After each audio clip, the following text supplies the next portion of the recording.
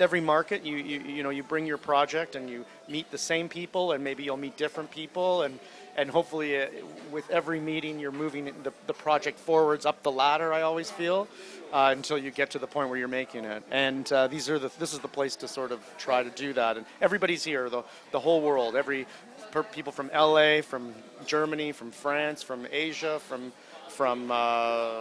Norway. I mean, clearly the place to be, to sell your project, to meet people, to move things forward. Now, what I'm really interested in knowing is what are the challenges at the various stages, or not the various stages, that the differences between making a $1 million project to a $5 or $6 million project to the $18 million project. What are the main challenges in those each categories of filmmaking? I think each category has like its own specific problem.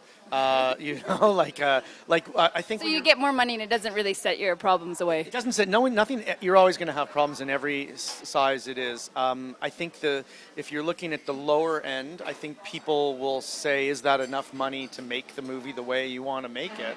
How are you going to make it?" But also, most people don't really aren't going to be too critical. If you can make a movie for say under $1 million and you can find the resources to do that, that's pretty good, but it's a challenge in itself. I think when you get into the larger budgets and you're looking for money or financing and distributors from other parts, the biggest question is going to be about cast. It's that that ever asking question: who's in it? From your grandmother to the guy on the street to the financier that's going to put money into your film. That's like always asked, and that's tricky because if you're starting to sort of reach up, they want to know.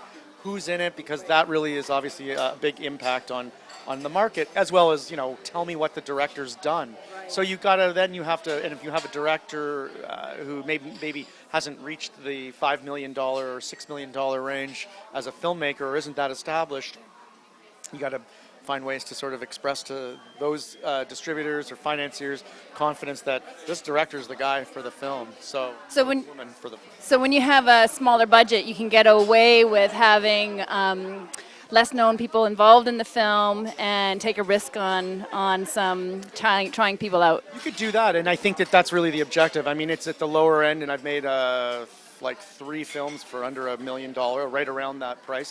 It's actually a wonderful budget level to work in. Because, I've heard that. Yeah. Oh, it's the best because there's not that many pressures. Right. I think the biggest challenge is probably when the movie is finished and getting into the marketplace, because like I said, a lot of distributors, they still are looking for who's in it. Right. And I think if the film, there's this pedigree of film festivals, and and I think one needs to really be aware of how to navigate the film festivals. I mean, that will help a smaller film, but still, there's a pretty big industry or opportunity to screen films in the festival environment that can be really good for a film, for the filmmaker. And like a place like Berlin, I mean, they have many different sections, and you can find yourself in one of the smaller sections. And also all the programmers, what's great about here is all the programmers from all over the world come to Berlin looking for films. And there's the European film market, the EFM, which has hundreds and hundreds of screenings, and they're really well attended. I mean, it's cold in Berlin, so it's not like they're on the beach in Cannes. People go see movies here a lot, and it's even you can't get in. So it's a good place to screen those films. And if you do have a sales agent or a producer's rep, or it's being showcased through one of the Canada programs, I think it's really great to get that exposure, and then you can market your film and run around the festival, tell people to go see it, and make sure if get the distributor to see it, or sales agent, or festival programmers. Is there anything you can share with our members about your experience that would be helpful to those filmmakers, those emerging filmmakers, things that you've learned in making the lower budget films or the higher budget films? Oh, well, persistence. Believe in your project. Believe. Yeah. You got to believe. You got to also believe and know if it's not going to happen, when to move to the next thing. So when do you give up? I mean, that's a tough one, because I don't like to give up, right? I mean, in my movies or the things that I've made, but they were close sometimes. I think if you feel that when you have champions that really get behind your work, or believe in you. I really think that's you gotta keep that in the back of your head, and also and have confidence to try and move it forwards. I think it's hard to. I think that's one of the hardest things is to drop a project per se as a producer or as a writer director, like to move on to the next script maybe.